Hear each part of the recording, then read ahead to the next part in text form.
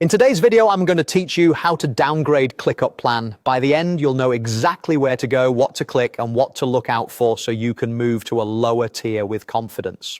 Before we begin, a quick note. You'll typically need to be a workspace owner or admin to change billing, and downgrades can affect feature access and seat limits. It's a good idea to double-check what you rely on most so there are no surprises. Start from your ClickUp workspace and head to the overview area.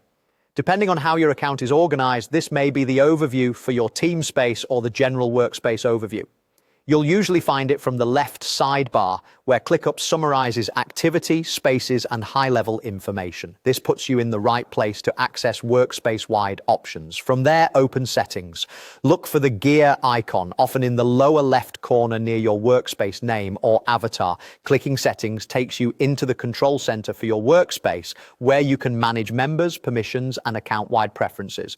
If you manage multiple workspaces, make sure you're in the correct one before continuing so you change the right plan. Inside Settings, go to Billing.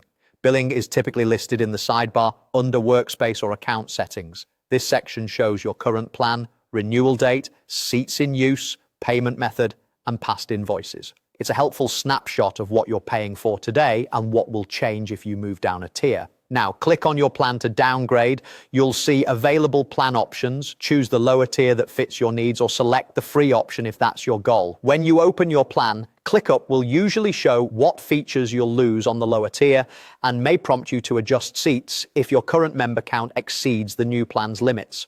If you're over limits for things like custom fields or automations, you might be asked to reduce usage to stay compliant with the new plan. In many cases, downgrades take effect at the next renewal, and any changes may be prorated according to ClickUp's billing policy. Review the summary carefully, confirm the change, and keep a copy of any confirmation screen or email for your records. That's it. You went from overview into settings, opened billing, and selected your plan to downgrade. If you later need advanced features again, you can always return to this same billing page to upgrade. Thanks for watching, and I hope this helped you make a smooth, intentional change to your ClickUp plan.